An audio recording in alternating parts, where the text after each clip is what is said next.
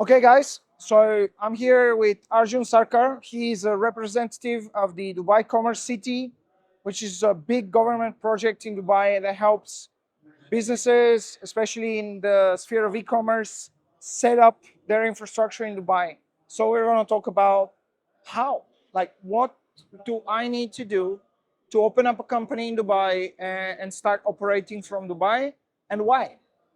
First of all, thanks for having me on this show and this conversation that we're having right now. I believe it will also create an education and awareness for all the people who are following your channel.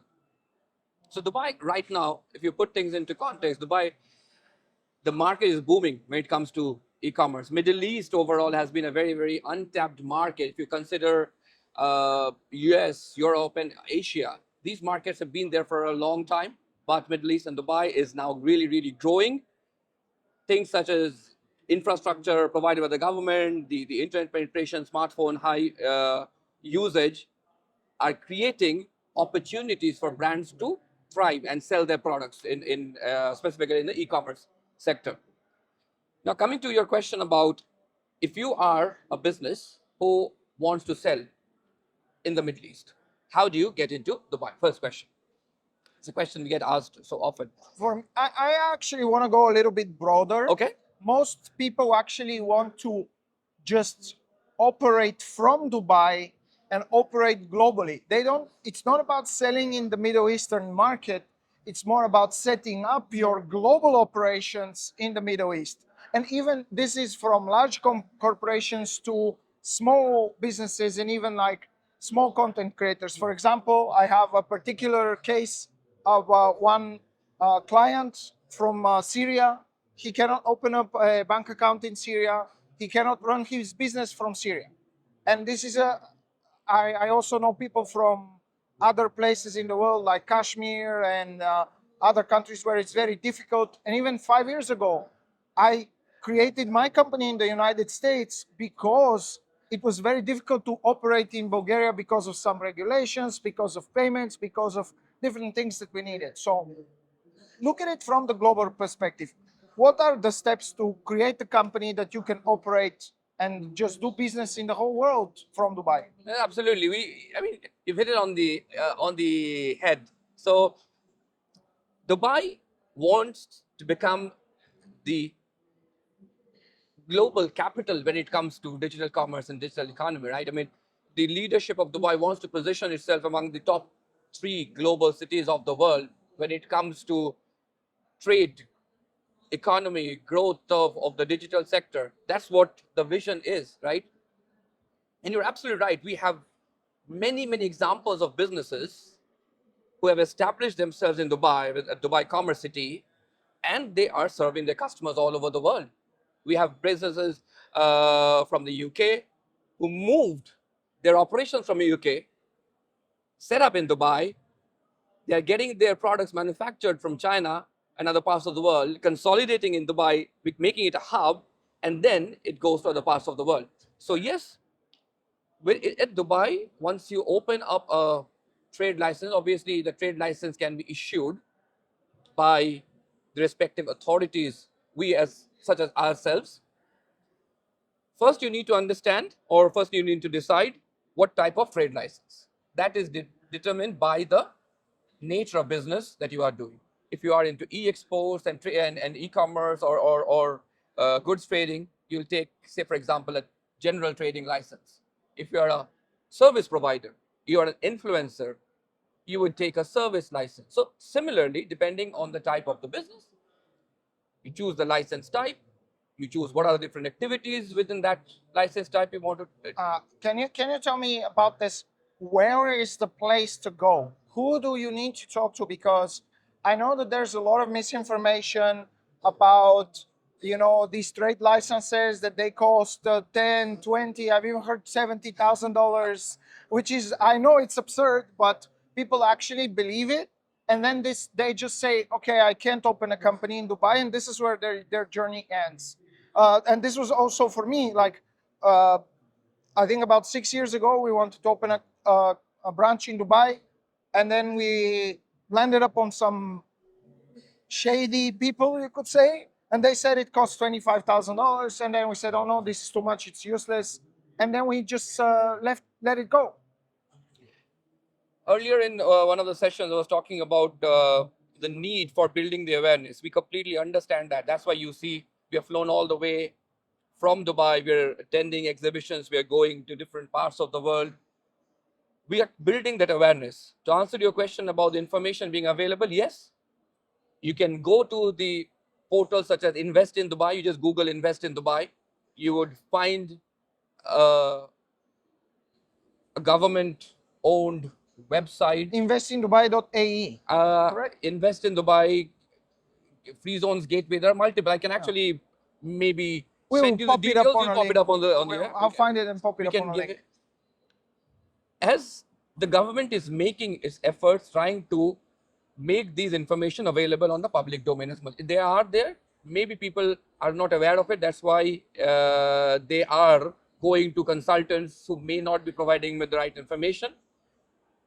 We do roadshows all over the world. Dubai Chambers, for example, they are doing roadshows in different parts of the world. They are collaborating with the business chambers of those countries, building those awareness. We participate in exhibitions. We are invited by as speakers, which gives us the opportunity to clear some of these myths which are there about Dubai. So, information is there. All you need to do is go to the government websites, find the right government authority. These are all information are listed. Their phone numbers are listed. Their email addresses are listed. You need to go reach out to them.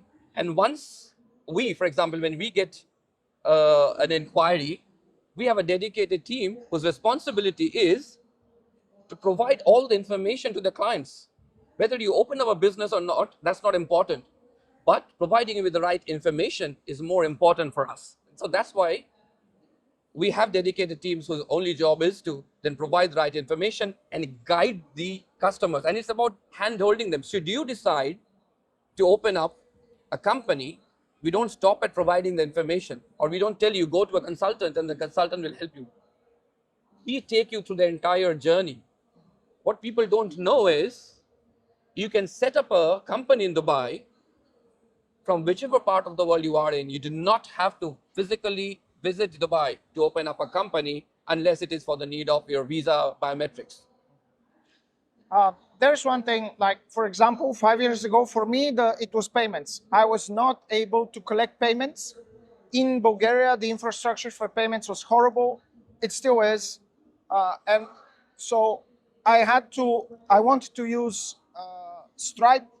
And for me, Stripe was the gateway to the United States, where they helped me create the company, set up the founding documents, set up a bank account, manage all that, telepathically, and also get a lawyer or a legal representative, a post address where I could receive mail and official government documents, and an accountant. So these are the things that I really need to operate the company remotely. And I've also been speaking a few years ago with guys who set up the government, the electronic government in Estonia, which is the kind of the jewel of Europe in a lot of case studies and success stories. They help you do everything. You can like even go to the doctor and social security, everything is embedded into the ID. But can you tell me what's the equivalent to that? Investing in Dubai is the equivalent to what Stripe does to help you set up a company in Dubai? Or is there, like, after I open the company, so first I understand I have to get a license. I have to select the correct activity and the correct authority. Then I apply for a license. And then from there, how do I get to having a company, a bank account, an accountant, and a lawyer? So Invest in Dubai is a gateway, it's a portal through which you get all the information at one consolidated place. Invest in Dubai is not the equivalent of Stripe. They are more an authority which is helping you to make the right selection even before you approach an authority to get your business license. For example, if you were a financial institution or company who's dealing in finances, possibly you would go to a different special economic zone. If you are in digital commerce like ourselves, you'd come to Dubai Commercity.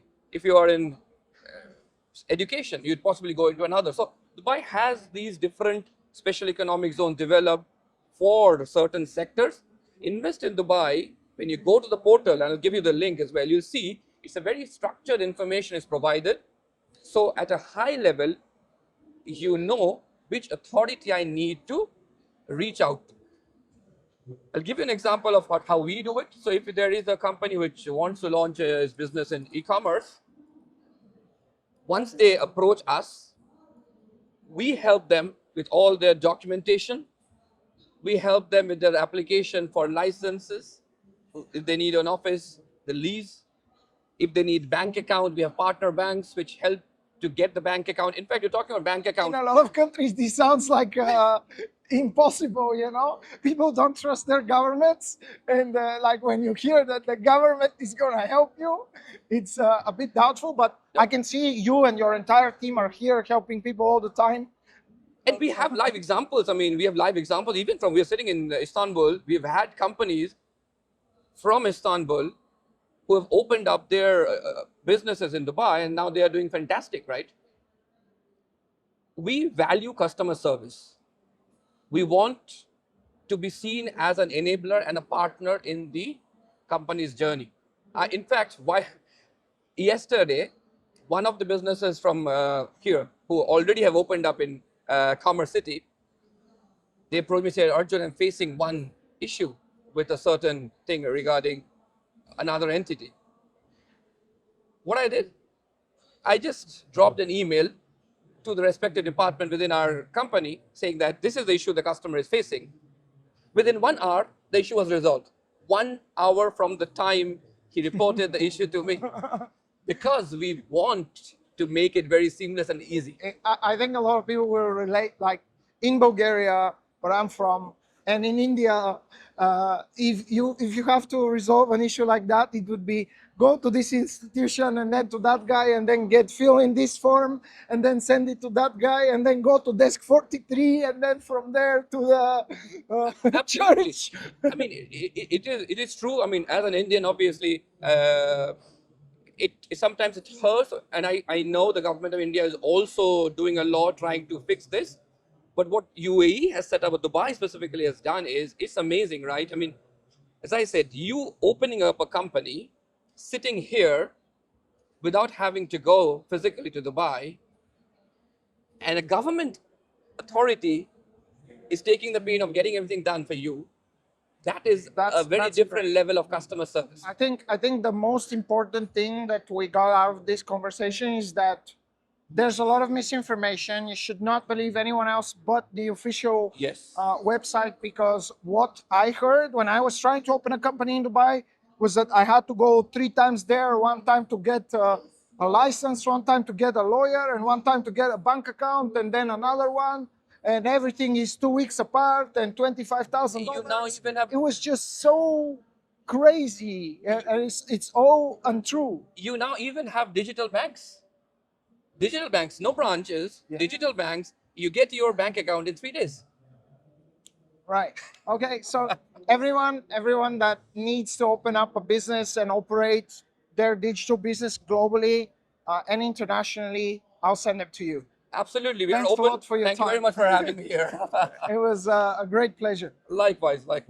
And I'll send you the links, etc. All right. Thanks a lot.